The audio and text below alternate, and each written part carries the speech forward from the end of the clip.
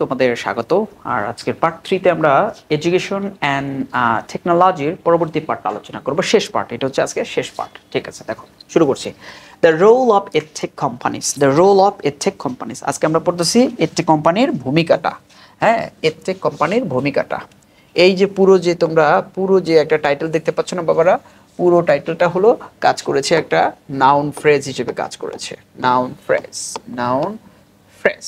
ওকে, আর এখানকার যে হেড ওয়ার্ড সেটা হচ্ছে তোমার এই রোল, হচ্ছে আমাদের এখানকার হেড ওয়ার্ড। এই রোলটাও হচ্ছে একটা নাউন। ঠিক আছে, রোলটা হচ্ছে কি একটা নাউন। এখন যদি তোমাদেরকে বলা হয় তাহলে বলো তো, অফ থেকে শুরু করে কোম্পানিজ পর্যন্ত এই পার্টটা কি? অফ থেকে শুরু করে এডটেক কোম্পানিজ পর্যন্ত এই পার্টটার নাম কি? এই পার্টটার নাম হচ্ছে একটা অ্যাডজেক্টিভ ফ্রেজ। এই পার্টটার নাম হচ্ছে একটা অ্যাডজেক্টিভ ফ্রেজ। ঠিক আছে, আসো কি বলছে। EdTech companies play a crucial role in advancing the use of AI in the classroom and ensuring that it is used ethically and responsibly. ওকে, এরপর খেয়াল করো তো, দেখো সুন্দর করে আমরা একটু অর্থটা আগে দেখি, তারপরে পার্টস অফ স্পিচটা দেখবো। যে EdTech companies play a crucial role, এটা কি করে? ক্রুশাল রোল মানে গুরুত্বপূর্ণ ভূমিকা পালন করে। এডটেক কোম্পানিজগুলো একটা গুরুত্বপূর্ণ ভূমিকা পালন করে কোন ক্ষেত্রে? ইন অ্যাডভান্সিং, অগ্রগতিতে। কিসের অগ্রগতিতে? The use of AI, AI এর ব্যবহারের অগ্রগতিতে গুরুত্বপূর্ণ ভূমিকা পালন করে। কোথায়? ইন দ্য ক্লাসরুম, অর্থাৎ শ্রেণীকক্ষে এআই ব্যবহারের ক্ষেত্রে বা অগ্রগতির ক্ষেত্রে গুরুত্বপূর্ণ ভূমিকা পালন করে edtech companies. And ensuring that, এবং এটা নিশ্চিত করে যে ইট ইজ ইউজড এথিকলি, যে এটা তোমার এথিকলি ব্যবহার করা হচ্ছে, অর্থাৎ তোমার নৈতিকভাবে ব্যবহার করা হচ্ছে। অ্যান্ড রেসপন্সিবলি, এবং তোমার গুরুত্বের সহিত, অর্থাৎ তোমার দায়বদ্ধতার সহিত। ঠিক আছে, যে একদম তোমার যেটাকে আমরা বলি যে রেসপন্সিবলি, যে তুমি একটা নিয়ে দায়িত্ব নিয়ে ব্যবহার করছো এরকম ক্ষেত্রে। ঠিক আছে, তাহলে আসো কিছু ওয়ার্ড আমরা দেখি। এইখানে প্রথমে যেটা দেওয়া আছে, যেটা দেখবো ক্রুশাল। ঠিক আছে, তোমরা জানো ক্রুশাল এটা মানে হলো সিগনিফিক্যান্ট অথবা গুরুত্বপূর্ণ।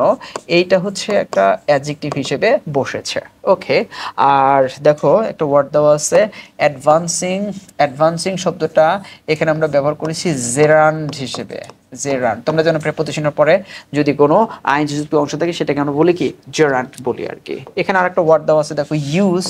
হ্যাঁ, ইউজটা দেখো দা এবং অপের মাঝখানে থাকার ফলে ইউজটা এখানে কাজ করেছে নাউনের কাজ করছে, যদিও ইউজটা ভার্ব হিসেবে আমরা ব্যবহার করতে পারি। ঠিক আছে, ওকে, এবার আসো এইখানকার একটা ক্লজ পাচ্ছি আমরা, that it is used ethically and কি বলছে? রেসপন্সিবলি। এই যে পার্টটা দেখতে পাচ্ছ, এই দ্যাট ক্লজটাকে আমরা বলবো এনশিওরিং। এটা কিন্তু ওয়ান কাইন্ড অফ জেরান্ট। এবং জেরান্ডের ভিতরে এই যে পার্টটা দেখতে পাচ্ছ, এইটাকে বলা হচ্ছে, আমরা কি বলছি? জেরান্ট। ভার্বের সাথে আইএনজি যুক্ত করলে সেটা কি হয়ে যায়? জেরান্ট হয়ে যায়। আর বলো তো, জেরান্টের মধ্যে শক্তি থাকে কার?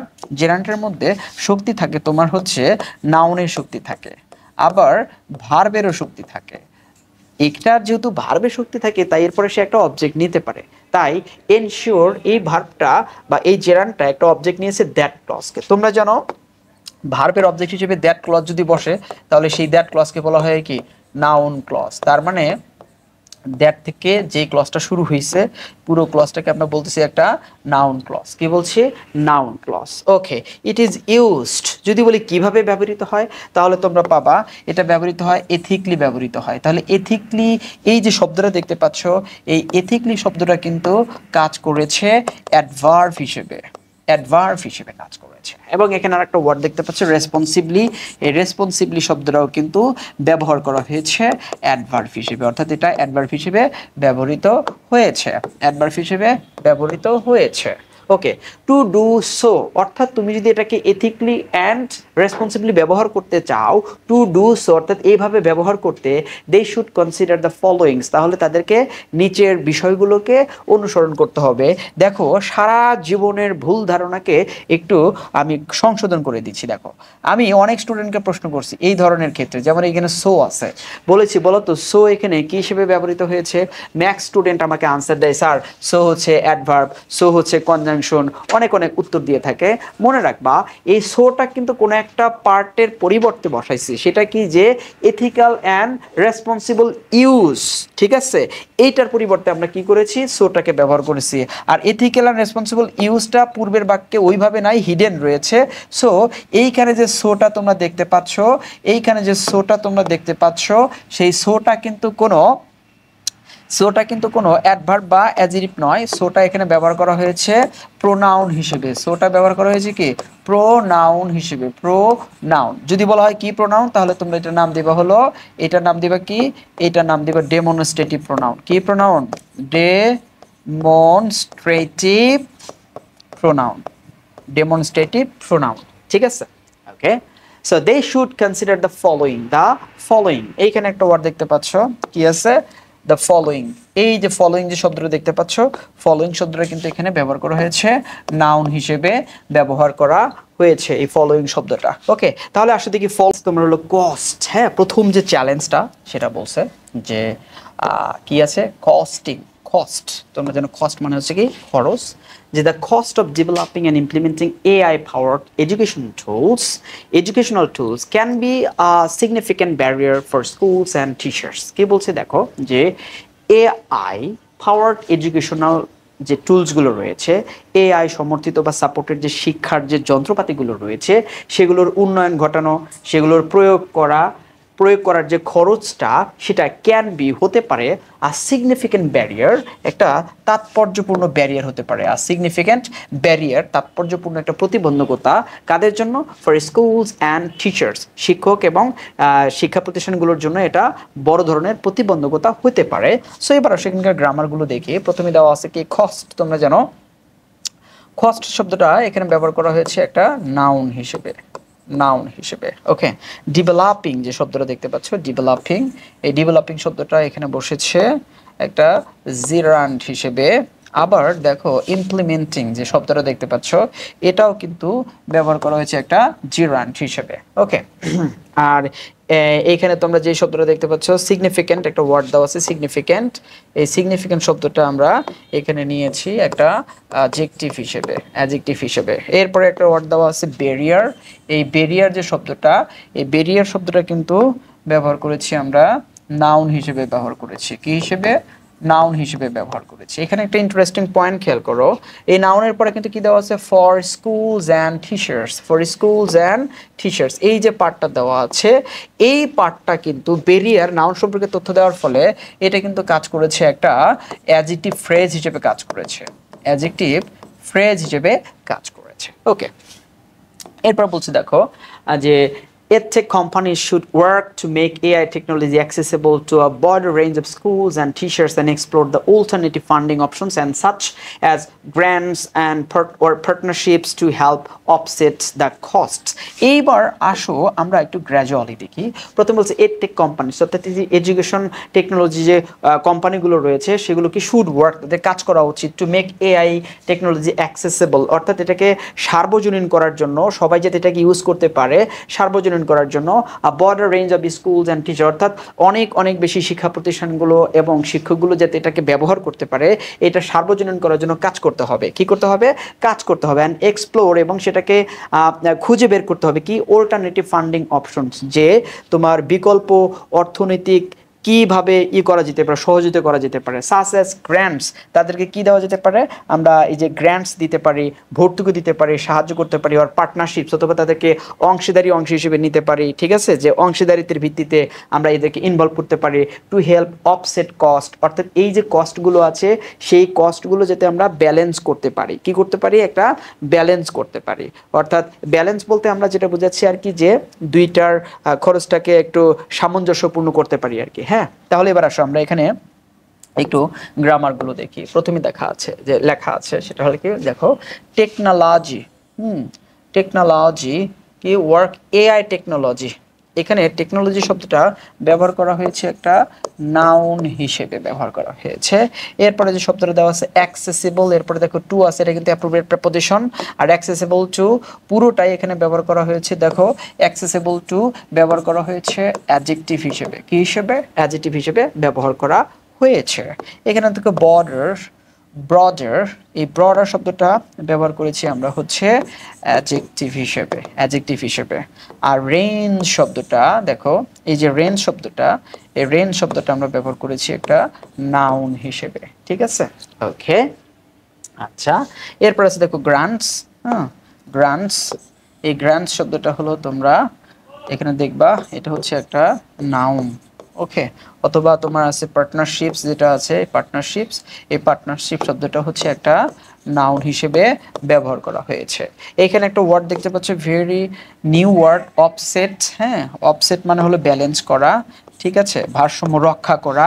এইটা কিন্তু হচ্ছে একটা ভার্ব হিসেবে ব্যবহার করা হয়েছে, ভার্ব হিসেবে ব্যবহার করা হয়েছে। ওকে, আসো পরের চ্যালেঞ্জটা দেখি কি বলছে। পরেরটা বলছে দেখো, হিউম্যান ইন্টারাকশনস, মানবীয়, দেখো মানবীয় রেসপন্স, অর্থাৎ মানুষ যাতে এটার সাথে কি করতে পারে, যে একটা ইন্টারাকশন দিতে পারে, পারস্পরিক মিথস্ক্রিয়া হতে পারে, এটাই বলছে যে মানবীয় মিথস্ক্রিয়া।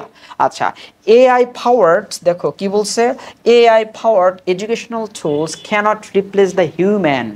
এটা মানুষকে কি করতে পারে না, রিপ্লেস করতে পারে না, প্রতিস্থাপন করতে পারে না, অ্যান্ড ইমোশনাল সাপোর্ট, এবং তাদের যে একটা মানসিক যে একটা সাপোর্ট দরকার সেটাকেও কি করতে পারে না, প্রতিস্থাপন করতে পারে না। দ্যাট স্টুডেন্টস নিড, যেই সাপোর্টগুলো স্টুডেন্টদের দরকার টু সাকসিড, সফল হওয়ার জন্য, ঠিক আছে? তাহলে আসো এখানে কিছু ওয়ার্ড নিয়ে আমরা একটু কথা বলি, সেটা হলো তোমার, আচ্ছা যেমন এখানে কি দেওয়া আছে, আচ্ছা সবগুলি তো মোটামুটি আমাদের আলোচনা এখানকার হয়ে গেছে, আগের পার্টগুলোতে আমরা আলোচনা করেছি।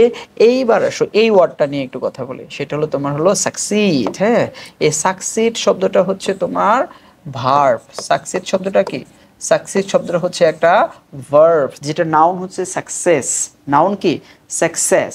ওকে, এবার আসো পরেরটা, edtech company should aim to develop, edtech company বা এডুকেশন টেকনোলজির কোম্পানিগুলোর শুড এইম, এদের উদ্দেশ্য হওয়া উচিত, লক্ষ্য হওয়া উচিত, টু ডেভেলপ এআই টুলস, এই এআই টুলসের উন্নয়ন ঘটানো, দ্যাট অগমেন্ট, যা বৃদ্ধি করে যে দ্য রোল অফ টিচার, শিক্ষকের যে ভূমিকা সেটাকে ত্বরান্বিত করে, and provide students with a well rounded education, এবং ছাত্রছাত্রীদেরকে একটা সার্বজনীন, ঠিক আছে, সার্বজনীন উন্নয়নটাকে নিশ্চিত করে। দ্যাট ইনক্লুডস, যেটার মধ্যে অন্তর্ভুক্ত থাকে বোথ পার্সোনালাইজ লার্নিং, ব্যক্তিগত তোমার হলো শিখন, অ্যান্ড হিউম্যান ইন্টারাকশন, এবং মানবীয় মিথস্ক্রিয়া, দুইটার সমন্বয় থাকে, ঠিক আছে? এখানে একটা খেয়াল করো, যেই পার্টটা আছে রেদার দ্যান রিপ্লেস, অর্থাৎ শিক্ষকদেরকে বা মানবীয় বিষয়গুলোকে রিপ্লেস না করে বরং এমন একটা সিস্টেম, এমন একটা সার্বজনীন শিক্ষার একটা সিস্টেম চালু করতে হবে যেখানে তোমার মানবীয় ইন্টারাকশনগুলো থাকবে, ব্যক্তিগত শিখনে এবং মানবীয় ইন্টারাকশনগুলো তোমার এখানে থাকবে, এই কথাটা এখানে বলার চেষ্টা করা হয়েছে আর কি। ওকে, এবার আসো আমরা এখানে কিছু ওয়ার্ড দেখে নেই, কিছু ওয়ার্ড এখানে দেখি। যেমন এখানে তোমরা পেয়ে যাচ্ছ হচ্ছে যে অগমেন্ট, অগমেন্ট, এই অগমেন্ট হচ্ছে একটা ভার্ব, অগমেন্ট হচ্ছে কি একটা ভার্ব, আর এটার অর্থ হচ্ছে, খেয়াল করো, অর্থ হচ্ছে বৃদ্ধি করা। হ্যাঁ, বৃদ্ধি করা বা ত্বরান্বিত করা, বুঝতে পেরেছো? ওকে, আচ্ছা, এরপরে যেটা দেখতে পাচ্ছ একটা phrase well rounded, well rounded. হ্যাঁ, এটা হচ্ছে একটা অ্যাডজেক্টিভ ফ্রেজ, অ্যাডজেক্টিভ ফ্রেজ, যেটাকে আমরা বলছি হাইফিনেটেড অ্যাডজেক্টিভ। ওকে, এরপরে তোমরা যেটা দেখতে পাচ্ছ, এরপরে ওকে, এরপরে আর কোনো শব্দ না নিয়ে আমরা পরবর্তী পার্টের দিকে চলে যাচ্ছি। দেখো পরবর্তী পার্টটা দেখি, এখানে কি বলা হয়েছে দেখো, যে প্রাইভেসি অ্যান্ড সিকিউরিটি, আমাদের যে তোমার সুরক্ষা এবং নিরাপত্তার যে বিষয়টা, এটা একটু দেখতে হবে আর কি, ব্যক্তিগত সুরক্ষা এবং নিরাপত্তার বিষয়টা। Privacy concerns are significant limitations of AI in the classroom, অর্থাৎ শ্রেণীকক্ষে এআই এর ব্যবহারের ফলে যে জিনিসটা হয়, আমাদের যে ব্যক্তিগত সুরক্ষার যে উদ্বিগ্নতা, এটা কিন্তু একটা গুরুত্বপূর্ণ একটা প্রতিবন্ধকতা, গুরুত্বপূর্ণ একটা প্রতিবন্ধকতা। কেন প্রতিবন্ধকতা বলা হচ্ছে, যে এআই কিন্তু এই জিনিসটা কি করতে পারে না, নিশ্চিত করতে পারে না সুরক্ষাগুলো, এই জন্য বলছে প্রাইভেসি কনসার্নস। তোমরা জানো কনসার্নস এখানে ব্যবহার করা হয়েছে একটা নাউন হিসেবে। ওকে, আর প্রাইভেসিটাও কিন্তু নাউন, কিন্তু এখানে আমরা ব্যবহার করেছি এটাকে নাউন অ্যাডজেক্টিভ হিসেবে, নাউন অ্যাডজেক্টিভ হিসেবে ব্যবহার করেছে। ওকে, লিমিটেশন সম্পর্কে পড়ে আসছে। লিমিটেশন হচ্ছে কি একটা নাউন। ওকে, এডটেক কোম্পানিজ মাস্ট এনশিওর, এদেরকে অবশ্যই অবশ্যই কি করতে হবে, নিশ্চিত করতে হবে। কি নিশ্চিত করতে হবে, কি নিশ্চিত করতে হবে, খেয়াল করো, দ্যাট যে দ্য সেন্সিটিভ পার্সোনাল ডেটা, সংবেদনশীল ব্যক্তিগত যে তথ্য, কালেক্টেড সংগৃহীত, অ্যান্ড স্টোরড জমাকৃত যে তথ্যগুলো আছে, কে জমা করেছে বলতো, বাই কে, এআই পাওয়ার্ড এডুকেশনাল টুলস, অর্থাৎ এআই সমর্থিত বা সাপোর্টেড যে টুলসগুলো রয়েছে সেই টুলসগুলো কর্তৃক সংগৃহীত এবং জমাকৃত যে ব্যক্তিগত উপাত্তগুলো রয়েছে, কেমন উপাত্ত, সংবেদনশীল উপাত্তগুলো রয়েছে, আর প্রপারলি সিকিউরড, যে সেগুলো নিশ্চিতভাবে যথাযথভাবে নিরাপদ রাখা হয়েছে, and that privacy is maintain, যে তাদের ব্যক্তিগত যে সুরক্ষা সেটাকে যথাযথভাবে মেইনটেইন করা হচ্ছে, মেনে চলা হচ্ছে, এই জিনিসটা অবশ্যই অবশ্যই কি করতে হবে, নিশ্চিত করতে হবে। ওকে, যদি বলি কি নিশ্চিত করতে হবে, তাহলে কিন্তু তুমি এই বক্সের ভিতরে যে পার্টটা আছে সেই জিনিসটা তোমরা পাচ্ছ। আর এখানে দেখো এনশিওরসটা হচ্ছে একটা ভার্ব, আর ভার্বের পরে দ্যাট ক্লজ থাকলে সেই দ্যাট ক্লজটাকে আমরা বলবো হচ্ছে একটা নাউন ক্লজ। কি বলবো, একটা নাউন ক্লজ বলবো। ঠিক আছে, এবার আসো যে এখানে একটা ওয়ার্ড দিতে পাচ্ছ প্রপারলি, তোমরা জানো প্রপারলি, প্রপারলিটা হচ্ছে একটা অ্যাডভার্ব। এটা কি একটা অ্যাডভার্ব। ওকে, আচ্ছা, এখানে তোমরা আরেকটা ওয়ার্ড দেখতে পাচ্ছ, সেটা হলো, একটু দেখাই দিই তোমাদের, collected and stored. Collected and stored, stored এই পার্টটা হলো পুরোটা কাজ করেছে একটা অ্যাডজেক্টিভ ফ্রেজ হিসেবে। অ্যাডজেক্টিভ ফ্রেজ বলতে আই মিন তোমার এটা একটা পার্টিসিপল ফ্রেজ, যেটা এই নাউন সম্পর্কে তথ্য দিচ্ছে, ডেটা সম্পর্কে তথ্য দিচ্ছে। ঠিক আছে, আচ্ছা, এবার আসো পরের পার্টটা দেখি। পরেরটা কি বলছে দেখো, যে ইমপ্রুভড এআই ক্যাপাবিলিটিস, অর্থাৎ এআই এর যে সক্ষমতা, সেই সক্ষমতার কি করতে হবে, উন্নয়ন ঘটাতে হবে। ওকে, আচ্ছা, কেমন সক্ষমতা দেখো কি বলছে, যে the current AI powered educational tools, বর্তমানে যে এআই পাওয়ার্ড টুলসটা রয়েছে, যন্ত্রগুলো রয়েছে, হ্যাভ লিমিটেশনস, তাদের কিন্তু কি রয়েছে, সীমাবদ্ধতা রয়েছে। কেমন সীমাবদ্ধতা বলছে দেখো, সাচ অ্যাজ, যেমন ল্যাক অফ ক্রিয়েটিভিটি, এদের কিন্তু সৃজনশীলতার অভাব রয়েছে, অ্যান্ড অরিজিনালিটি, এবং মৌলিকত্বের অভাব রয়েছে, and limited understanding of context, এবং তোমার যে কনটেক্সটটা আছে সেই কনটেক্সটার বোধগম্যতার শক্তিটা হচ্ছে খুবই সীমিত, অর্থাৎ বুঝতে পারে না কনটেক্সট অনেক ক্ষেত্রে। ঠিক আছে, আচ্ছা, এবার একটুখানি খেয়াল করো, এখানে একটা ওয়ার্ড দেওয়া আছে কারেন্ট। হ্যাঁ, কারেন্ট শব্দটা এখানে ব্যবহার করা হয়েছে, কারেন্ট শব্দটা ব্যবহার করা হয়েছে অ্যাডজেক্টিভ হিসেবে। হ্যাঁ, আচ্ছা, এরপর কি খেয়াল করো দেখো তো, lack of creativity and originality, তোমরা জানো যে ক্রিয়েটিভিটি মানে হলো সৃজনশীলতা, আর এটাকে বলা হচ্ছে একটা নাউন বলা হচ্ছে। ঠিক আছে, এরপরে আছে তোমার কি দেখো তো, অরিজিনালিটি। হ্যাঁ, অরিজিনালিটি, এই অরিজিনালিটিটা হচ্ছে একটা নাউন। অরিজিনালিটি কি একটা নাউন। ওকে, আর একটা শব্দ আছে এখানে খেয়াল করো, লিমিটেড। এই লিমিটেড মানে হলো সীমাবদ্ধ বা সীমিত। এই লিমিটেড শব্দটা এখানে ব্যবহার করা হয়েছে অ্যাডজেক্টিভ হিসেবে ব্যবহার করা হয়েছে, কারণ এটা এই আন্ডারস্ট্যান্ডিং শব্দটাকে মডিফাই করছে। আর আন্ডারস্ট্যান্ডিং শব্দটা এখানে ব্যবহার করা হয়েছে জেরান্ট হিসেবে, জেরান্ট হিসেবে ব্যবহার করা হয়েছে। ওকে, আচ্ছা, edtech company should aim to improve AI capabilities and overcome this limitations. তাহলে এডটেক কোম্পানিগুলোকে কি করতে হবে, কাজ করতে হবে, কি করতে, ইমপ্রুভ করতে, উন্নয়ন ঘটাতে, কার, এআই ক্যাপাবিলিটিস, এই এআই এর যে সক্ষমতা সেই সক্ষমতা বৃদ্ধির জন্য, উন্নয়নের জন্য কাজ করতে হবে, অ্যান্ড ওভারকাম দিস লিমিটেশনস, এবং এই ধরনের যে সীমাবদ্ধতা সেগুলোকে ওভারকাম করতে হবে, অর্থাৎ সেগুলো সমাধান করতে হবে, টু ক্রিয়েট, তৈরি করার জন্য কি, মোর অ্যাডভান্সড, সবচেয়ে অগ্রগতিমূলক, ইনোভেটিভ, উদ্ভাবনীমূলক, অ্যান্ড ইফেক্টিভ, কার্যকরী এআই টুলস।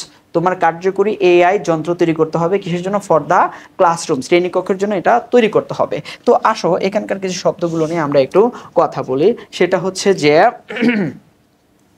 তোমরা যেন ওভারকাম, ওভারকাম কোনো কিছু কাটিয়ে ওঠা, আর ওভারকামটা হচ্ছে একটা ভার্ব। ওভারকাম কি, ওভারকাম হচ্ছে একটা ভার্ব।